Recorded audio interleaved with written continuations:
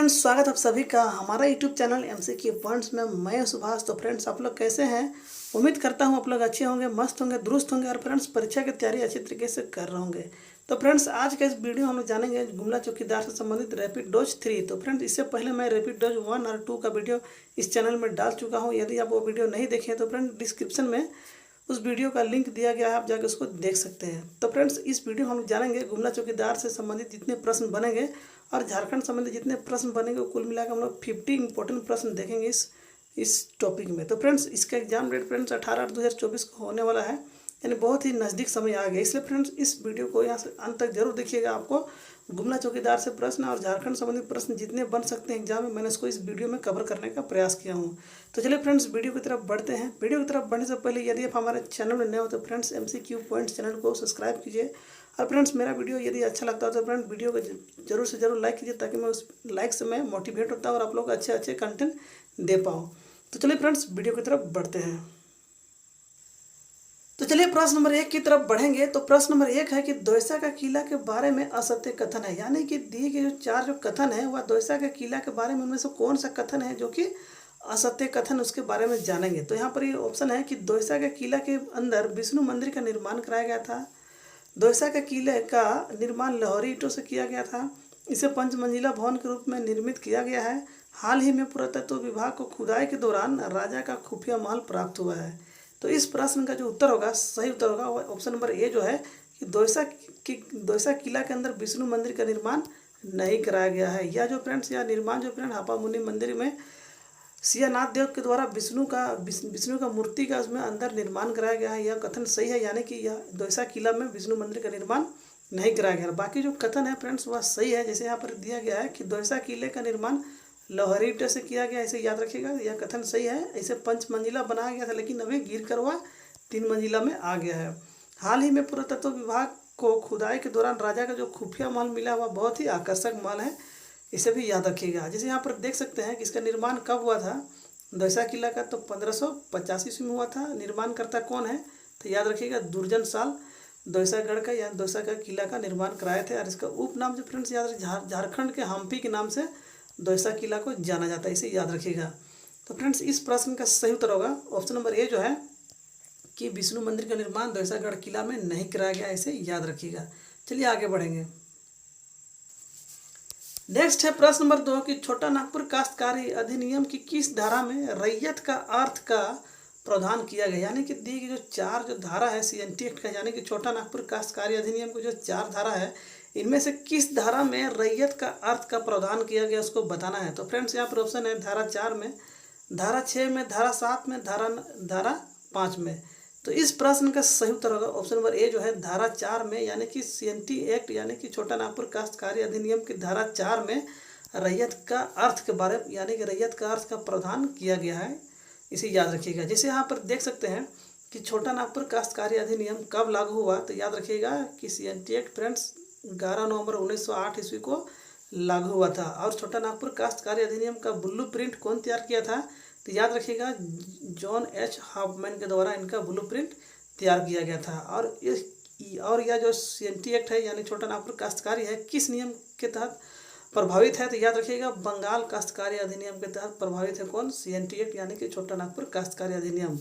और सबसे पहले किस गजट या में कहाँ प्रकाशित हुआ था, तो याद रखिएगा कलकत्ता गजट में सबसे पहले सीएनटी एक्ट को प्रकाशित किया गया था। और फ्रेंड्स, सबसे इम्पोर्टेंट है कि सीएनटी एक्ट में कुल कितने अध्याय हैं, तो याद रखिएगा कुल 19 अध्याय हैं। और धारा कितने टोटल हैं, तो याद रखिएगा 271 धारा है और 19 अध्याय हैं। और इसे रैयत का अर्थ क्या है उसको जानेंगे। तो भूधारक यानी कि लैंड होल्डर का तात्पर्य ऐसे व्यक्ति से है जो अपने या दूसरे की जमीन खेती कार्य के लिए धारण किए हुए हैं या फिर उनके पास है एवं उनका या उसका लगान चुकाता हो। यानी कि वैसा किसान जो जिसका अपना खेती हो या फिर दूसरे का खेती हो, उस पर वह खेती कार्य करता हो और उसका लगान चुकाता हो, उसको रैयत नाम जाना गया है छोटा नागपुर काश्तकारी अधिनियम में। और फ्रेंड्स, इस प्रश्न संबंधित है कि अध्याय 2 में काश्तकारों के वर्ग, यानी कि अध्याय 2 में जो धारा नंबर 4 है फ्रेंड्स, वह अध्याय 2 में है कि अध्याय 2 में बोला जा रहा है कि धारा 4 से लेकर 8 तक कुल 5 धारा अंकित है। याद रखिएगा फ्रेंड्स कि अध्याय 2 में जो धारा 4 से लेकर 8 तक यानी कुल 5 धारा अंकित है। अब धारा 4 में जो है फ्रेंड्स वह रैयत का अर्थ के बारे में प्रदान किया गया है, इसे याद रखिएगा। अध्याय 2 में 2 से लेकर 8 तक यानी कुल 5 धारा हैं, जिसमें 4 धारा नंबर में रैयत का अर्थ का प्रावधान किया गया है, इसे याद। सबसे इंपॉर्टेंट है फ्रेंड्स कि लागू कब हुआ था, 11 नवंबर 1908 को। इसका ब्लूप्रिंट कौन तैयार किए हैं, तो जॉन एच हॉफमैन किया है। और किस अधिनियम के तहत प्रभावित है, तो बंगाल काश्तकारी अधिनियम के तहत। और सबसे पहले कहाँ प्रकाशित हुआ था, कलकत्ता गजट में। टोटल अध्याय कितने हैं, तो 19 अध्याय हैं। धारा कितने हैं, तो 271 धारा है, सबसे इंपॉर्टेंट, इसे याद रखिएगा। चलिए फ्रेंड्स आगे बढ़ेंगे। किन्हीं में से किस किले के शिलालेख में एक राजा एवं उसके 7 रानियों तथा एक कुत्ते का चित्र है। यानी कि यहाँ पर जो किला दिया गया है, इनमें किस किला में एक राजा और उसकी 7 रानियों का और एक कुत्ता का चित्रण मिलता है, उसको बताना है। तो फ्रेंड्स यहाँ पर ऑप्शन है नागफेनी का किला में, पलामू किला में, पालकोट का किला में, ऑप्शन नंबर डी है नारायणपुर का किला में। तो इस प्रश्न का सही उत्तर होगा ऑप्शन नंबर ए, जो फ्रेंड्स नागफेनी का किला में एक राजा और उसकी 7 रानियों और एक कुत्ते का चित्रण मिलता है इस किला में। फ्रेंड्स संभवतः इस जो किला है नागफेनी किला का 1704 ईस्वी में इसको निर्माण कराया गया था, ऐसा अनुमानित है, इसकी याद रखिएगा। चलिए फ्रेंड्स आगे बढ़ेंगे। नेक्स्ट है प्रश्न नंबर 4 कि गुमला जिले के निम्न किस मंदिर को हनुमान जी का जन्म स्थान माना जाता है। यानी कि दिए गए जो 4 मंदिर, इनमें से किस मंदिर को यानी किस मंदिर में हनुमान जी का जन्म स्थान माना जाता है, उसको बताना है। तो फ्रेंड्स यहाँ पर ऑप्शन है टांगीनाथ मंदिर को, महामाया मंदिर को, आंजन धाम मंदिर को, ऑप्शन नंबर डी है इनमें से कोई नहीं। तो इस प्रश्न का सही उत्तर ऑप्शन नंबर सी है, आंजन धाम मंदिर को हनुमान जी का जन्म स्थान माना जाता है, जो कि गुमला जिला में पड़ता है, इसे याद रखिएगा। चलिए फ्रेंड्स आगे बढ़ेंगे। नेक्स्ट है प्रश्न नंबर 5 कि कोयल झारखंड राज्य के अलावा किस केंद्र शासित प्रदेश का राजकीय पक्षी है। यानी कि फ्रेंड्स झारखंड राज्य के अलावा दिए गए जो 4 जो केंद्र शासित प्रदेश, इनमें से किस केंद्र शासित प्रदेश का राजकीय पक्षी कोयल है, उसे बताना है। तो फ्रेंड्स यहाँ पर ऑप्शन है कि अंडमान व निकोबार, चंडीगढ़, दादर व Nagar Haveli, option number D है पुदुचेरी। तो इस प्रश्न का सही उत्तर होगा ऑप्शन नंबर डी, जो फ्रेंड्स पुदुचेरी का राजकीय पक्षी क्या है, कोयल है। और झारखंड का भी राजकीय पक्षी क्या है, कोयल है। और राजकीय पशु फ्रेंड्स याद रखिएगा झारखंड का हाथी है, और राजकीय वृक्ष साल है, इसे याद रखिएगा। और राजकीय फूल फ्रेंड्स पलाश है, इसको भी याद रखिएगा, प्रश्न यहाँ से बन सकते हैं।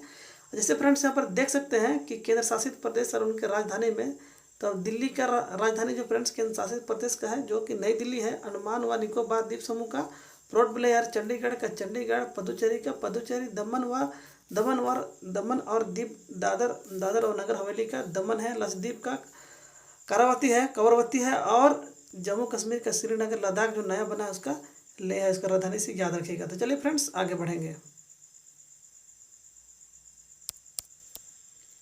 नेक्स्ट है प्रश्न नंबर 6 कि झारखंड राज्य के वर्तमान राज्यपाल कौन है। यानी कि दिए गए जो 4 ऑप्शन है उनमें से बताना है कि झारखंड के वर्तमान राज्यपाल का क्या नाम है। तो फ्रेंड्स यहाँ पर ऑप्शन है कि Santosh Kumar Gangwar, Draupadi Murmu, Ramesh Bais, option number D है सीपी राधाकृष्णन। तो इस प्रश्न का सही उत्तर होगा फ्रेंड्स ऑप्शन नंबर ए, जो है संतोष कुमार गंगवार झारखंड के नए राज्यपाल अभी बने हैं, इसे याद रखिएगा। चलिए फ्रेंड्स आगे बढ़ेंगे। नेक्स्ट है प्रश्न नंबर 7 कि ढाल विद्रोह का प्रारंभ 1767 ईस्वी में सिंहभूम क्षेत्र में हुआ था, जो कितना वर्ष तक चला। यानी कि फ्रेंड्स ढाल विद्रोह 1767 ईस्वी में सिंहभूम क्षेत्र में जो स्टार्ट हुआ, वह कितना वर्ष तक चला, उसको बताना है। तो फ्रेंड्स यहाँ पर ऑप्शन है 5 वर्ष तक, 10 वर्ष तक, 15 वर्ष तक, ऑप्शन नंबर डी है 20 वर्ष तक। तो इस प्रश्न का सही उत्तर होगा फ्रेंड्स ऑप्शन नंबर बी, जो है 10 वर्ष तक। यानी कि फ्रेंड्स ढाल विद्रोह का जो प्रारंभ 1767 में हुआ, वह जाके 1777 ईस्वी में खत्म हुआ, यानी कि समाप्त हुआ। इसलिए फ्रेंड्स वह 10 वर्ष तक चला, यानी कि ढाल विद्रोह 10 वर्ष तक चला था। जैसे फ्रेंड्स यहाँ पर देख सकते हैं कि ढाल विद्रोह 1767 से स्टार्ट हुआ, 1777 यानी कि 10 वर्ष तक ढालभूमि में यह विरोध चला था, यानी कि इसका विद्रोह हुआ था, इसे याद रखिएगा। इसका नेतृत्वकर्ता कौन है, ढाल विद्रोह का नेतृत्वकर्ता कौन है, तो जगन्नाथ ढाल है। दमनकर्ता यानी अंग्रेज की तरफ से इस विद्रोह को दबाने वाला, यानी फिर इस विरोध को रोकने वाला या विद्रोह का रोकने वाला कौन है, तो याद रखिएगा लेफ्टिनेंट रूक तथा चार्ल्स मैगन थे। इस प्रश्न यहाँ से बन सकता है कि ढाल विद्रोह के दमनकारी या फिर दमनकर्ता कौन थे, तो याद रखिएगा लेफ्टिनेंट रूक और चार्ल्स मैगन थे।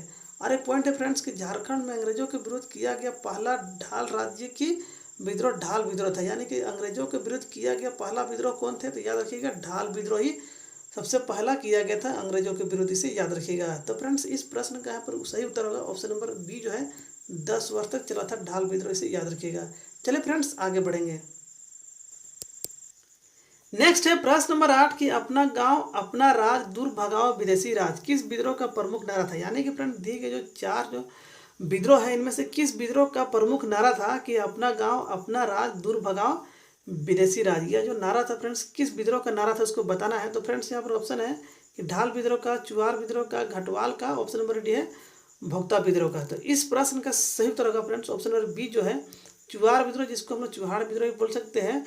चुहाड़ विद्रोह का एक प्रमुख नारा है कि अपना गांव अपना राज दूर भगाओ विदेशी राज। यह जो नारा फ्रेंड्स वह चुहाड़ विद्रोह का नारा है। जैसे फ्रेंड्स यहाँ पर देख सकते हैं कि चुहाड़ या चुहाड़ विद्रोह जो फ्रेंड्स 1769 से 1805 तक चला था, बहुत काफ़ी लंबा समय चला था, जिसका नेतृत्व करता जो फ्रेंड्स वह रघुनाथ महतो, श्याम गंजम और सुबल सिंह और जगन्नाथ पात्र थे, इनका नेतृत्व करता था। जिसका नेतृत्व कब तक किया था, 1769 से स्टार्ट हुआ था 1771 तक, यानी कि 69, 70, 71 3 साल इन्होंने इन सबों जो नेता थे वो 3 साल तक नेतृत्व किया। उसके बाद फ्रेंड्स याद मंगल सिंह जो फ्रेंड्स हुआ 1782 से 1784 तक किए थे, इसे याद रखिएगा।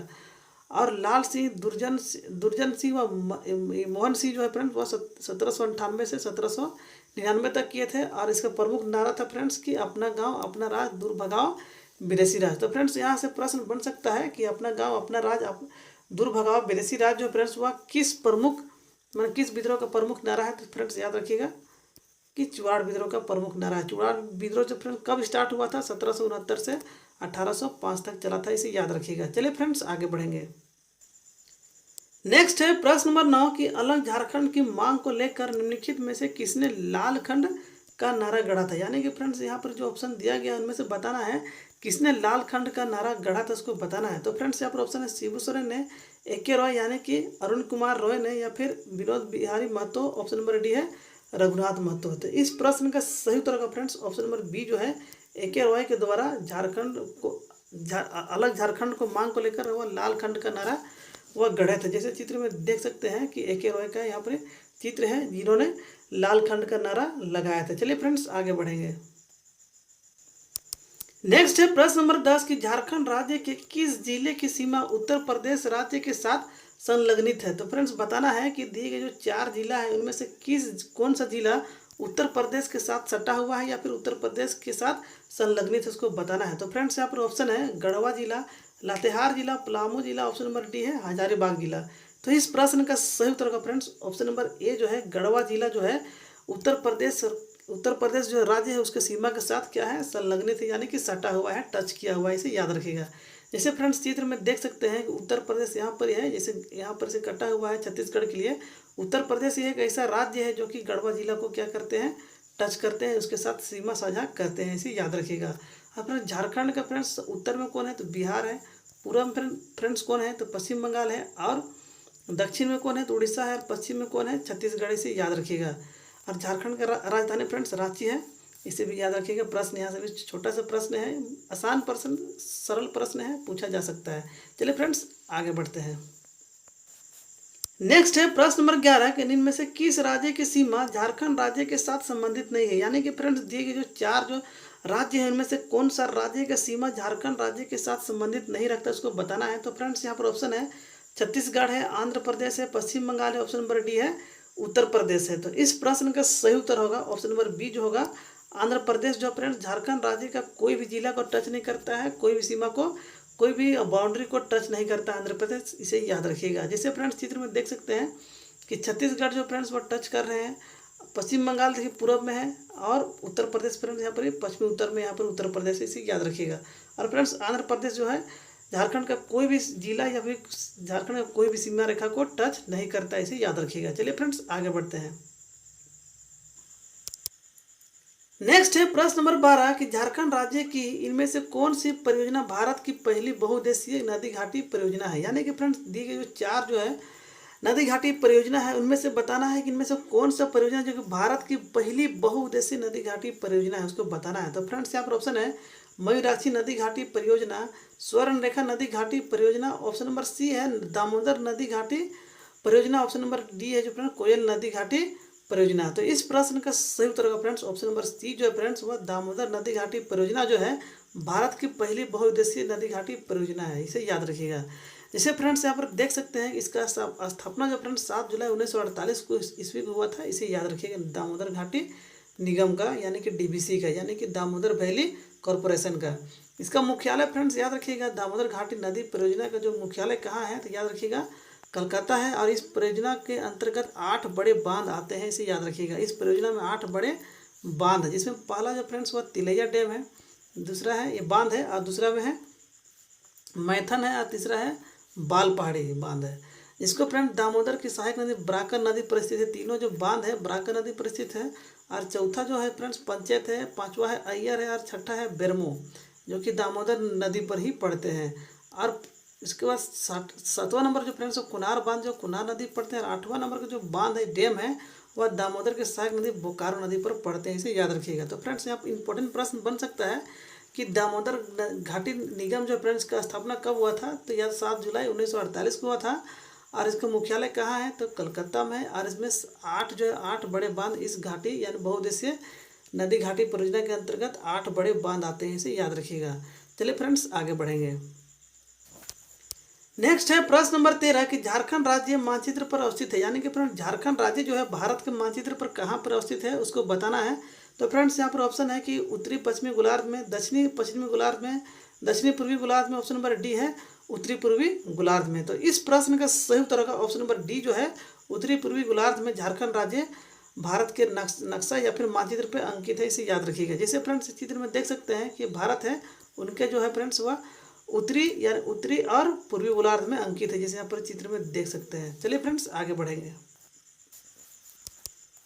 नेक्स्ट है प्रश्न नंबर 14 कि पारसनाथ पहाड़ झारखंड के किस जिले में स्थित है, यानी कि पारसनाथ का जो पहाड़ी है यानी पहाड़ है वह झारखंड के किस जिले में स्थित है उसको बताना है। तो फ्रेंड्स यहाँ पर ऑप्शन है खूंटी जिला में, रामगढ़ में, गिरिडीह में। ऑप्शन नंबर डी है गोड्डा में। तो इस प्रश्न का सही उत्तर होगा जो कि है सी नंबर में, गिरिडीह जिला में पारसनाथ के पहाड़ स्थित है। चलिए फ्रेंड्स आगे बढ़ेंगे। नेक्स्ट है प्रश्न नंबर 15 कि चावल दिवस के उत्सव के लिए झारखंड सरकार द्वारा महीने के निम्नांकित दिनों में से किसका चयन किया गया, यानी कि फ्रेंड्स चावल दिवस का उत्सव मनाने के लिए झारखंड सरकार के द्वारा दिए गए जो दिन है उनमें से किस दिन को चुना गया इसको बताना है।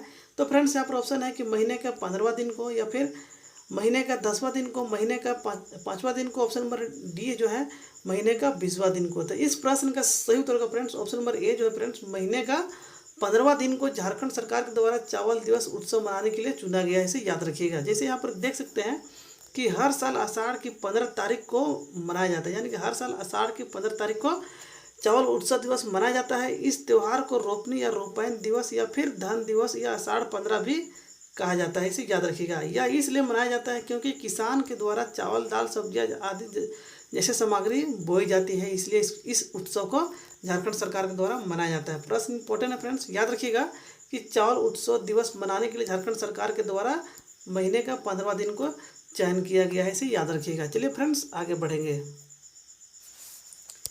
नेक्स्ट है प्रश्न नंबर 16 कि झारखंड विधानसभा में अनुसूचित जनजाति श्रेणी हेतु आवंटित सीटों की संख्या, यानी कि फ्रेंड्स झारखंड विधानसभा में एसटी सीट के लिए कितने सीट आवंटित है उसको बताना है। तो फ्रेंड्स यहाँ पर ऑप्शन है कि 28 सीट है, 30 सीट है, 9 सीट है। ऑप्शन नंबर डी है 44 सीट है। तो इस प्रश्न का सही उत्तर होगा फ्रेंड्स ऑप्शन नंबर ए जो है झारखंड विधानसभा में एसटी के लिए 28 सीट क्या है रिजर्व है, इसे याद रखिएगा। जैसे फ्रेंड्स यहाँ पर देख सकते हैं कुल सदस्यों की संख्या कितना होना चाहिए, 82 होना चाहिए, जिसमें से 81 है निर्वाचित या फिर वोट देकर यानी निर्वाचन हो जाते हैं, और एक को यहाँ पर ही मनोनीत यानी कि एंग्लो इंडियन को एक चुना जाता है। और फ्रेंड्स याद रखिएगा एससी के लिए कितना सीट है, तो एससी के लिए 9 सीट है, इसे यहाँ पर देख सकते हैं। और एसटी के लिए फ्रेंड्स 28 सीट है, और जनरल के लिए कितना फ्रेंड्स, जनरल के लिए 44 सीट है, इसे याद रखिएगा। और झारखंड विधानसभा के जो प्रथम अध्यक्ष थे कौन थे, तो यहाँ पर इंदर सिंह रामधारी होगा। यहाँ पर झारखंड के प्रथम विधानसभा अध्यक्ष इंदर सिंह रामधारी है। और वर्तमान में झारखंड के विधानसभा अध्यक्ष कौन है, तो रविंद्रनाथ महतो। किस पार्टी से है, तो याद रखिएगा झारखंड मुक्ति मोर्चा से है। और नाला विधानसभा से यह क्या है, विधायक है, इसे याद रखिएगा। और इम्पोर्टेंट है कि सबसे बड़ा संसदीय क्षेत्र कौन है, तो पश्चिमी सिंहभूम है। सबसे छोटा संसदीय क्षेत्र कौन है, तो चतरा है। और एक पॉइंट यहाँ पर यह है कि गुमला तथा लोहरदगा सभी विधानसभा क्षेत्र अनुसूचित जनजाति के लिए रिजर्व है यानी कि आरक्षित है, इसे याद रखिएगा। चलिए फ्रेंड्स आगे बढ़ेंगे। प्रश्न नंबर 17 कि निम्न में से किसने सबसे कम अवधि के लिए झारखंड के मुख्यमंत्री के रूप में सेवा की है एक बार में, यानी कि फ्रेंड्स इसमें दिए गए जो 4 मुख्यमंत्री हैं उनमें से कौन सा मुख्यमंत्री है जो सबसे कम यानी कि सबसे कम अवधि के लिए मुख्यमंत्री रहे हैं, उसको बताना है। तो फ्रेंड्स यहाँ पर ऑप्शन है कि अर्जुन मुंडा है, शिबू सोरेन है, चंपई सोरेन है, ऑप्शन नंबर डी है मधु कोड़ा है। तो इस प्रश्न का सही उत्तर होगा फ्रेंड्स ऑप्शन नंबर बी जो है शिबू सोरेन, जो फ्रेंड्स झारखंड के सबसे कम अवधि के लिए मुख्यमंत्री बने। जैसे यहाँ पर चित्र में देख सकते हैं कि शिबू सोरेन जो है फ्रेंड्स वह 3 बार ही मुख्यमंत्री बने, जिसमें पहला बार बने 10 दिन के लिए वह मुख्यमंत्री बने, इसे याद रखिएगा। और सबसे प्रथम झारखंड के प्रथम मुख्यमंत्री बाबूलाल मरांडी, वह पहला बार में बने हैं कि 2 साल 4 महीना 3 दिन के लिए बने थे। और फ्रेंड्स अभी याद रखिए अभी वर्तमान में हम लोग का यानी झारखंड राज्य के मुख्यमंत्री कौन है, तो माननीय हेमंत सोरेन, जो कि इनका भी तीन बार यानी कि 3 बार मुख्यमंत्री रह चुके हैं, जो कि तीसरा बार में वर्तमान में भी है। और फ्रेंड्स या इसको भी याद रखिएगा कि चंपई सोरेन मात्र 152 दिन के लिए मुख्यमंत्री बने थे और 2 फरवरी को शपथ ली और इस्तीफा 3 जुलाई को दिए थे, इसे याद रखिएगा। चलिए फ्रेंड्स आगे बढ़ेंगे। नेक्स्ट है प्रश्न नंबर 18 के बिना विधानसभा के सदस्य निर्वाचित हुए कोई मंत्री कितने समय तक अपने पद पर बना रह सकता है। यानी कि फ्रेंड्स बिना विधानसभा के सदस्य हुए यानी कि निर्वाचित हुए कोई मंत्री है वह कितने समय तक अपने पद पर बना रह सकता है। तो फ्रेंड्स यहाँ पर ऑप्शन है 1 वर्ष तक, 6 माह तक, 2 वर्ष तक, ऑप्शन नंबर डी है 3 वर्ष तक। तो इस प्रश्न का सही उत्तर होगा फ्रेंड्स ऑप्शन नंबर बी जो है 6 मंथ यानी कि 6 महीने तक बिना विधानसभा के सदस्य निर्वाचित हुए वह मंत्री के पद पर रह सकता है, इसे याद रखिएगा। चलिए फ्रेंड्स आगे बढ़ते हैं। नेक्स्ट है प्रश्न नंबर 19 कि झारखंड राज्य में अभी तक कितने व्यक्ति कार्यवाहक राज्यपाल को छोड़कर राज्यपाल के पद पर आसीन हुए हैं। यानी कि फ्रेंड्स अभी तक में झारखंड राज्य में अभी तक राज्यपाल के पद पर कितने व्यक्ति आसीन हुए हैं और किसको छोड़ना है, तो कार्यवाहक राज्यपाल को छोड़कर अभी तक कितने व्यक्ति के द्वारा राज्यपाल का पद ग्रहण किया गया, इसको बताना है। तो फ्रेंड्स यहाँ पर ऑप्शन है 10 व्यक्ति के द्वारा, 11 व्यक्ति के द्वारा, 12 के द्वारा, ऑप्शन नंबर डी है 13 व्यक्ति के द्वारा। तो इस प्रश्न का सही उत्तर होगा फ्रेंड्स ऑप्शन नंबर ए जो है अभी तक कुल मिला के झारखंड राज्य में कार्यवाहक राज्यपाल को छोड़कर 10 व्यक्ति राज्यपाल के पद पर आसीन हुए हैं, इसे याद रखिएगा। जैसे फ्रेंड्स देख सकते हैं पहला झारखंड के पहला जो राज्यपाल है वो प्रभात कुमार है और कार्यवाहक के पद पर फ्रेंड्स एक ही बने हैं अभी तक में अतिरिक्त प्रभार, जिसको हम लोग बोल सकते हैं विनोद चंद्र पांडे, जो कि कार्यवाहक राज्यपाल थे अभी तक में। बाकी पहला नंबर में कौन है फ्रेंड्स याद रखिएगा प्रभात कुमार, दूसरा है रामा जोइस है, तीसरा है सैयद सिफ्तरजीत, चौथा है के शंकर नारायण है और 5वां number friends MOR Hasan Farooq है। 6ठा नंबर में शहीद अहमद, 7वां नंबर में द्रौपदी मुर्मू जो अभी वर्तमान में भारत देश की राष्ट्रपति महिला है, इसे याद रखिएगा। और 8वां नंबर फ्रेंड्स याद रखिएगा रमेश बैस, 9वां में है CP राधाकृष्णन और 10वां जो अपर नया वर्तमान में हम लोग का संतोष गंगवार जो है झारखंड के राज्यपाल में है, इसे याद रखिएगा। चलिए फ्रेंड्स आगे बढ़ेंगे। नेक्स्ट है प्रश्न नंबर 20 कि झारखंड में सर्वाधिक कौन सी फसल उत्पादन होती है। यानी कि फ्रेंड्स झारखंड में सबसे अधिक कौन सा फसल का उत्पादन होता है या फिर कौन सा फसल को उगाया जाता है, उसको बताना है। तो फ्रेंड्स यहाँ पर ऑप्शन है धान का फसल को, गेहूं का, मक्का का, ऑप्शन नंबर डी है दलहन यानी कि दाल का। तो इस प्रश्न का सही उत्तर होगा फ्रेंड्स ऑप्शन नंबर ए जो है धान का फसल है सबसे अधिक झारखंड में उगाया जाता है, इसे याद रखिएगा। जैसे फ्रेंड्स यहाँ पर कहा जा रहा है कि झारखंड की कुल भूमि में मात्र 23% भाग पर कृषि कार्य किया जाता है। तो फ्रेंड्स यहाँ से प्रश्न बन सकता है कि झारखंड के कुल भूमि में कितने % भूमि पर खेती किया जाता है या फिर कृषि किया जाता है। तो याद रखिएगा 23% भूमि पर कृषि कार्य होता है, इसे याद रखिएगा। प्रमुख खरीफ फसल, तो खरीफ फसल में कौन आता है फ्रेंड, धान, मक्का, ज्वार, बाजरा, मूंग, मूंगफली, गन्ना आदि जो है खरीफ फसल है, या जून जुलाई में बोते हैं और अक्टूबर नवंबर में से काटते हैं, जिसको हम लोग क्या बोलते हैं खरीफ फसल बोलते हैं। प्रमुख उत्पादन क्षेत्र में कौन है फ्रेंड्स, तो जिसे खरीफ फसल के प्रमुख उत्पादन में या फिर धान का जो प्रमुख उत्पादन क्षेत्र कौन कौन है, तो सिंहभूम है, रांची है, गुमला है और दुमका राज्य के कुल उत्पादन का 50% क्या करते हैं या उत्पादन करते हैं, इसे याद रखिएगा। और धान राज्य की सर्वप्रमुख खाद्य फसल है, यानी कि झारखंड राज्य का सर्वप्रमुख फसल कौन है फ्रेंड्स, याद रखिएगा धान है, इसे याद रखिएगा। चलिए फ्रेंड्स आगे बढ़ेंगे। नेक्स्ट है प्रश्न नंबर 21 कि झारखंड में सर्वाधिक प्रखंड वाला जिला निम्न में से कौन सा है। यानी कि फ्रेंड दिए गए जो 4 जिला है इनमें से किस जिला में सबसे अधिक प्रखंड की संख्या है, उसको बताना है। तो फ्रेंड्स यहाँ पर ऑप्शन है हजारीबाग में, पलामू में, गिरिडीह में, ऑप्शन नंबर डी है देवघर में। तो इस प्रश्न का सही उत्तर होगा ऑप्शन नंबर बी जो है फ्रेंड्स वह, यानी कि झारखंड के पलामू जिला में प्रखंड की संख्या सबसे अधिक है। जैसे फ्रेंड्स चित्र में देख सकते हैं यह पलामू जिला का चित्र है, जिसमें से कुल मिला के 21 प्रखंड, यानी कि झारखंड जिला का सबसे अधिक प्रखंड वाला जिला कौन है, तो पलामू जिला, इसे याद रखिएगा। चलिए फ्रेंड्स आगे बढ़ते हैं। नेक्स्ट है प्रश्न नंबर 22 कि देवघर के त्रिकुट पर्वत पर हुए रोपवे हादसे के बाद चला रेस्क्यू ऑपरेशन का नाम क्या था। यानी कि फ्रेंड्स देवघर जिला के त्रिकुट पहाड़ पर जो रोपवे चल रहा था उसमें जो हादसा हुआ था उसमें उस हादसे में घायल लोगों को बचाने के लिए एक ऑपरेशन चलाया गया, जिस ऑपरेशन का क्या नाम है, रेस्क्यू करने के लिए जो ऑपरेशन बनाया चलाया गया था उस ऑपरेशन का क्या नाम उसको बताना है। तो फ्रेंड्स यहाँ पर ऑप्शन है Trikut operation, Trikut green Hunt, Trikut अग्निदूत, option number D है त्रिकुट मुस्कान। तो इस प्रश्न का सही उत्तर होगा ऑप्शन नंबर ए जो है फ्रेंड्स त्रिकुट ऑपरेशन चलाया गया था इस हादसे में रेस्क्यू करने के लिए, इसे याद रखिएगा। इसके अलावा फ्रेंड्स यहाँ पर देख सकते हैं कि गुमला जिला में नक्सलियों के विरुद्ध संचालित ऑपरेशन, तो इसका नाम क्या फ्रेंड्स, तो ऑपरेशन चक्रव्यूह जो है गुमला जिला में हो रहे नक्सलियों के विरुद्ध संचालित ऑपरेशन का नाम क्या है, तो ऑपरेशन चक्रव्यूह। इसके अलावा लोहरदगा जिला में महिला पुलिस के समूहों के द्वारा नक्सलियों के खिलाफ चलाया जा रहा अभियान जिसका नाम क्या है, ऑपरेशन डबल बुल नाम है, जिसको याद रखिएगा। आगे फ्रेंड्स की ऑपरेशन ट्राइडेंट यानी ट्राइडेंट, जिसमें फ्रेंड्स रांची व सरायकेला खरसुआ में नक्सली विरोधी अभियान है जिसका नाम क्या, ऑपरेशन ट्राइडेंट नाम है, इसे याद रखिएगा। चक्रव्यूह जो है फ्रेंड्स वह गुमला जिला के लिए है, एक प्रश्न यहाँ से बन सकता है। और डबल बुल यानी कि ऑपरेशन डबल बुल है लोहरदगा जिला में महिला पुलिस के द्वारा नक्सलियों के खिलाफ जो अभियान चलाया जा रहा है उसका नाम है। और ऑपरेशन ट्राइडेंट जो है फ्रेंड्स वह रांची और सरायकेला खरसुआ में जो नक्सली अभियान चलाया जा रहा है उसका विरोधी अभियान उसका नाम रखा गया है ऑपरेशन ट्राइडेंट, याद रखिएगा। त्रिकुट ला फ्रेंड त्रिकुट ऑपरेशन। चलिए फ्रेंड्स आगे बढ़ेंगे।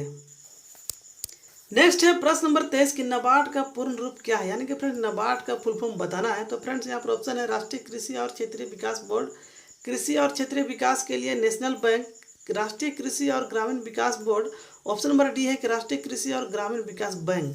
तो इस प्रश्न का सही उत्तर होगा फ्रेंड्स ऑप्शन नंबर डी जो है राष्ट्रीय कृषि और ग्रामीण विकास बैंक, जिसका फुल फॉर्म होता है फ्रेंड्स यहाँ पर देख सकते हैं कि national bank for agriculture rural development, जिसका फुल फॉर्म फ्रेंड नाबार्ड का फुल फॉर्म है, इसे याद रखिएगा। इसको हिंदी में कहा जा सकता है कि राष्ट्रीय कृषि और ग्रामीण विकास बैंक, जिसको हम लोग नाबार्ड कहते हैं। चलिए फ्रेंड्स आगे बढ़ते हैं।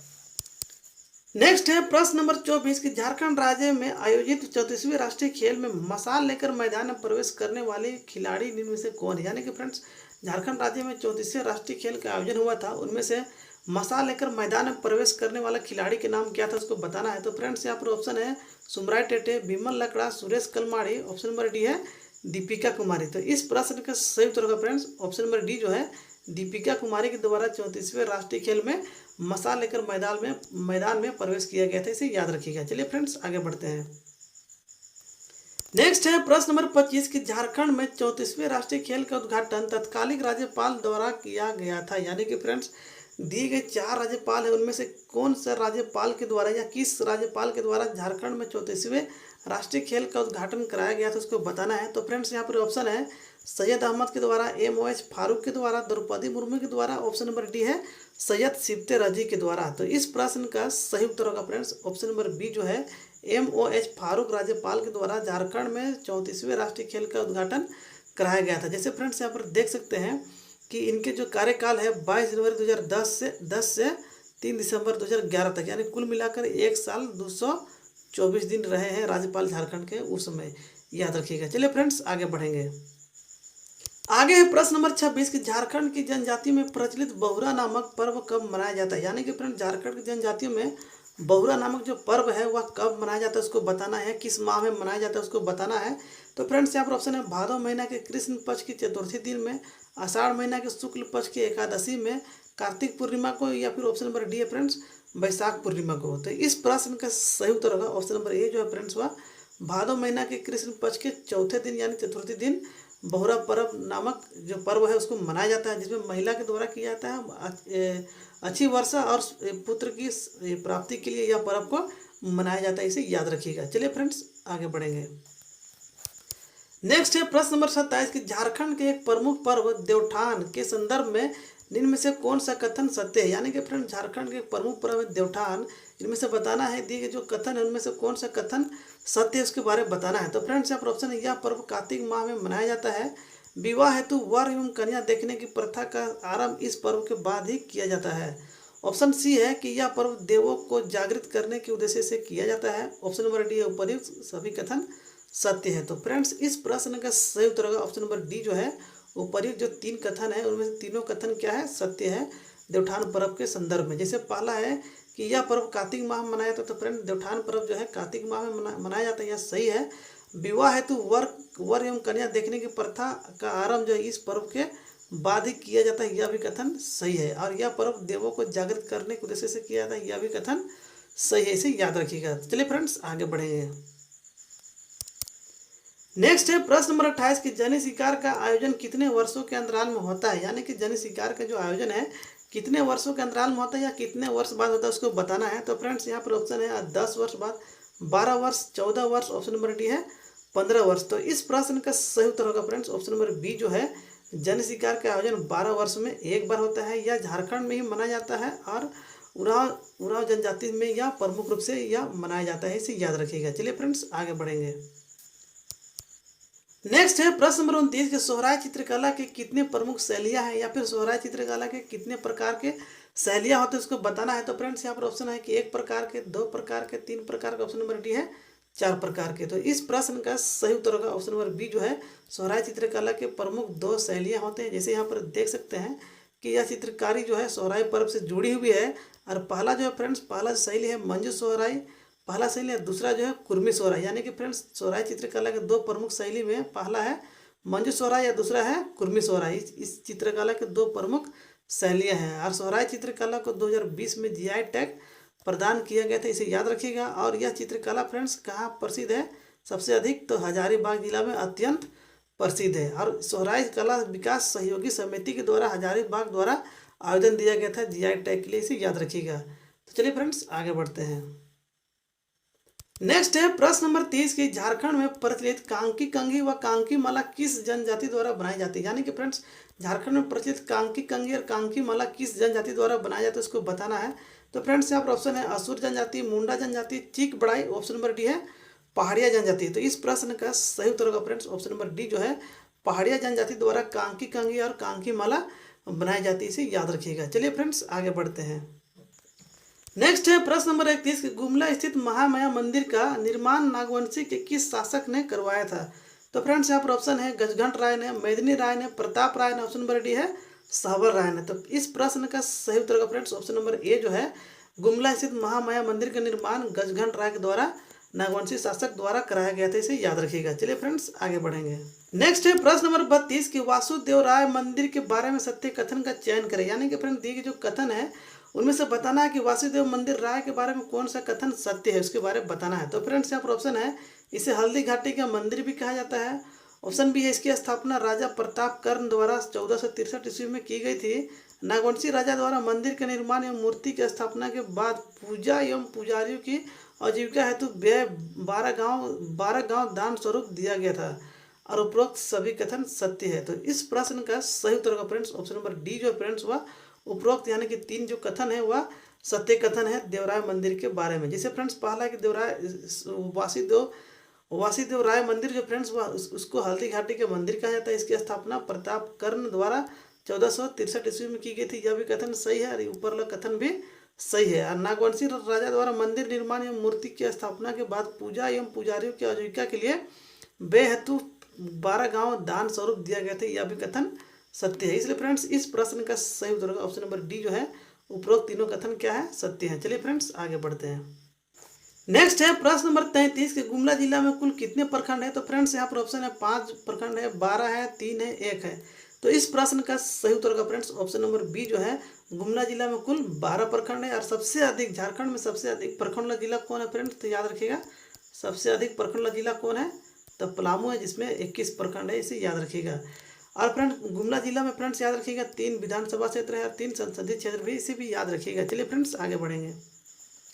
नेक्स्ट है प्रश्न नंबर 34 कि गुमला जिला समुद्र तल से कितना ऊंचाई पर स्थित है। यानी कि फ्रेंड्स गुमला जिला जो है समुद्र तल से कितनी ऊंचाई पर है उसको बताना है। तो फ्रेंड्स यहाँ पर ऑप्शन है 2139 फीट, 2158 फीट, 2273 फीट और 2361 फीट। तो इस प्रश्न का सही उत्तर होगा फ्रेंड्स ऑप्शन नंबर ए जो है, 2139 फीट गुमला जिला क्या है, समुद्र तल से ऊंचाई पर है गुमला जिला, इसे याद रखिएगा।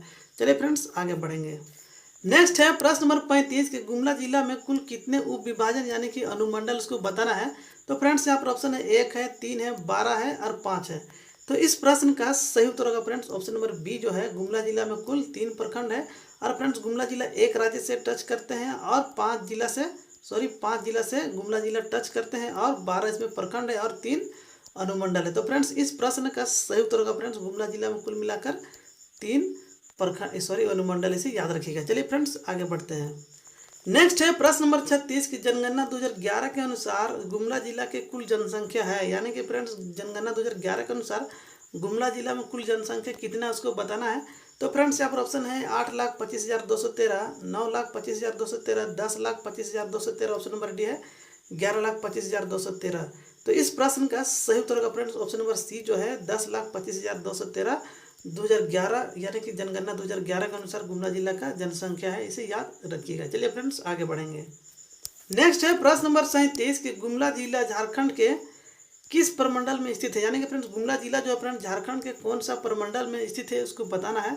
तो फ्रेंड्स यहाँ पर ऑप्शन है पलामू प्रमंडल में, कोल्हान प्रमंडल में, उत्तरी छोटा नागपुर प्रमंडल में, दक्षिणी छोटा नागपुर प्रमंडल में। तो इस प्रश्न का जो उत्तर होगा फ्रेंड्स, सही उत्तर होगा वह दक्षिणी छोटा नागपुर प्रमंडल में गुमला जिला स्थित है, उसे याद रखिएगा। फ्रेंड्स अब झारखंड में कुल कितना प्रमंडल है, तो 5 प्रमंडल है, जिसमें से फ्रेंड्स पहला है उत्तरी छोटा नागपुर, दक्षिणी छोटा नागपुर, कोल्हान प्रमंडल और पलामू प्रमंडल और एक संथाल परगना प्रमंडल है।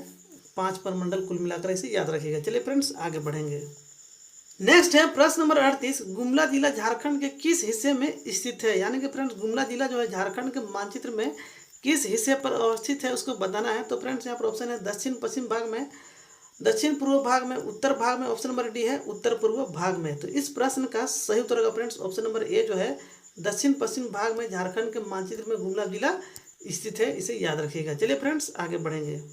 नेक्स्ट है प्रश्न नंबर 39 कि गुमला जिला का क्षेत्रफल कितना है। तो फ्रेंड्स यहाँ पर ऑप्शन है 5,360 वर्ग किलोमीटर, 5,390 वर्ग किलोमीटर, 5,398 वर्ग किलोमीटर, 5,431 वर्ग किलोमीटर। तो इस प्रश्न का सही उत्तर होगा फ्रेंड्स ऑप्शन नंबर ए जो है 5,360 वर्ग किलोमीटर गुमला जिला का क्षेत्रफल है। चलिए फ्रेंड्स आगे बढ़ेंगे। नेक्स्ट है प्रश्न नंबर 40 कि झारखंड राज्य की अल्मुनियम की राजधानी है, यानी कि फ्रेंड्स झारखंड राज्य के अल्मुनियम की राजधानी कौन है उसको बताना है। तो फ्रेंड्स यहाँ पर ऑप्शन है घाटशिला है, मोरी है, हजारीबाग है, ऑप्शन नंबर डी है दुमका है। तो इस प्रश्न का सही उत्तर होगा फ्रेंड्स ऑप्शन नंबर बी जो है झारखंड राज्य के अल्मुनियम का राजधानी जो किसको कहते हैं, तो मोरी को कहते हैं, इसे याद रखिएगा।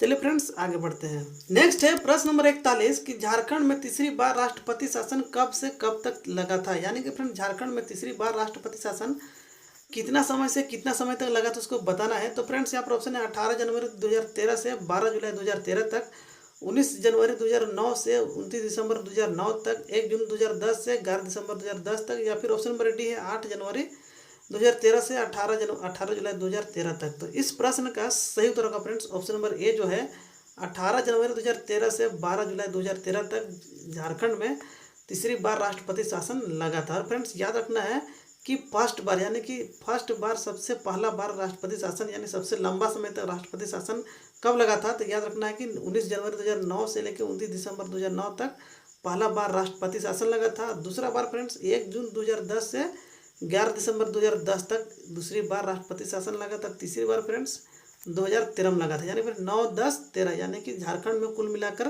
3 बार राष्ट्रपति शासन लग चुका है। चलिए फ्रेंड्स आगे बढ़ते हैं। नेक्स्ट है प्रश्न नंबर 42 कि झारखंड राज्य की भौगोलिक आकृति कैसी, यानी कि फ्रेंड झारखंड राज्य की भौगोलिक आकृति कैसी उसको बताना है, यानी उसको बनावट कैसा है उसको बताना है। तो फ्रेंड्स यहाँ पर ऑप्शन है त्रिभुजाकार है, चतुर्भुजाकार है, षष्ठभुजाकार है, ऑप्शन नंबर डी है वर्गाकार है। तो इस प्रश्न का सही उत्तर होगा फ्रेंड्स ऑप्शन नंबर बी जो है झारखंड राज्य का भौगोलिक आकृति जो फ्रेंड्स वह चतुर्भुजाकार है, इसे याद रखिएगा। चलिए फ्रेंड्स आगे बढ़ते हैं।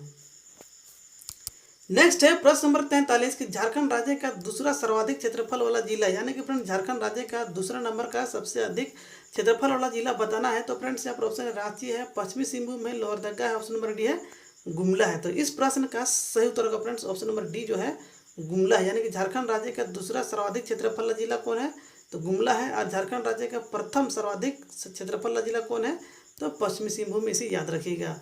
तो इस प्रश्न का सही उत्तर होगा फ्रेंड्स ऑप्शन नंबर डी जो है गुमला झारखंड राज्य का दूसरा सर्वाधिक क्षेत्रफल वाला जिला है। चलिए फ्रेंड्स आगे बढ़ेंगे। नेक्स्ट है प्रश्न नंबर 44 की पिरमा घाट जलप्रपात किस जिले में स्थित है, यानी कि फ्रेंड्स दिए गए जो 4 जिला है उनमें से बताना है कौन सा जिला में प्रेमा घाट जलप्रपात है? तो फ्रेंड्स यहाँ पर ऑप्शन है गढ़वा जिला में, गुमला में, खूंटी में, ऑप्शन नंबर डी है रांची में। तो इस प्रश्न का सही उत्तर होगा फ्रेंड्स ऑप्शन नंबर बी जो है गुमला जिला में प्रेमा घाट जलप्रपात स्थित है, इसे याद रखिएगा। चलिए फ्रेंड्स आगे बढ़ते हैं।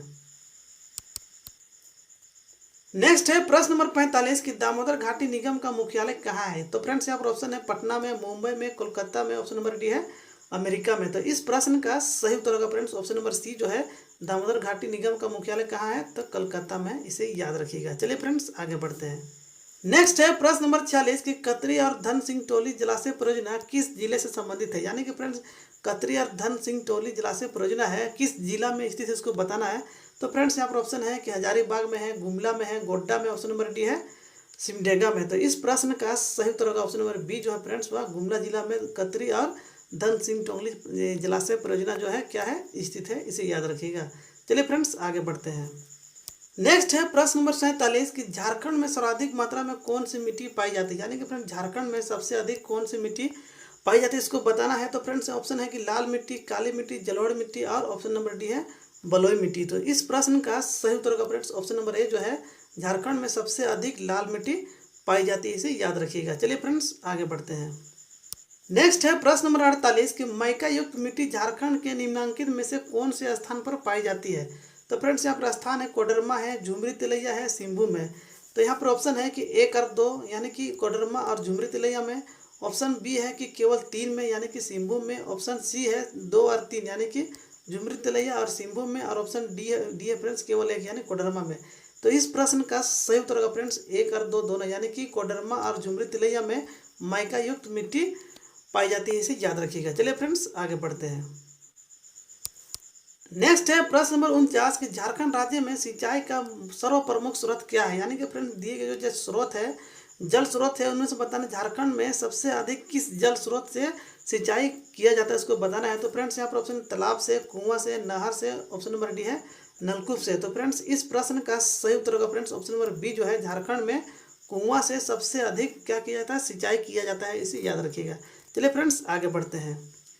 नेक्स्ट है प्रश्न नंबर 50 जो कि इस पार्ट का, इस टॉपिक का अंतिम प्रश्न है। तो और फ्रेंड्स इस प्रश्न का उत्तर आप ही लोग को देना है। कमेंट बॉक्स में कमेंट करके बताइए कि इस प्रश्न का सही उत्तर क्या होगा और 50 में से में आपका कितना सही हुआ वह भी कमेंट करके कमेंट बॉक्स में बताइएगा। तो फ्रेंड्स यहाँ पर प्रश्न है कि झारखंड में पाए जाने वाली अभ्रक मूलक मिट्टी के बारे में इनमें से कौन सा कथन असत्य है? यानी कि फ्रेंड्स अभ्रक मूलक मिट्टी के बारे में इनमें से जो 4 कथन है उनमें से कौन सा कथन असत्य है, उसको बताना है। तो फ्रेंड्स यहाँ पर कथन है कि इस मिट्टी का रंग हल्का गुलाबी या पीला होता है, जल की कमी के कारण उन्नत कृषि में कठिनाई होती है, इस मिट्टी में चना का खेती की जाती है, और ऑप्शन नंबर डी है कि यह मिट्टी जो फ्रेंड्स झुमरी तिलैया, बड़का गांव, माड़ू इत्यादि क्षेत्र में पाई जाती है। तो फ्रेंड्स इस प्रश्न का उत्तर जो फ्रेंड्स कमेंट बॉक्स में कमेंट करके बताइए कि क्या उत्तर सही होगा।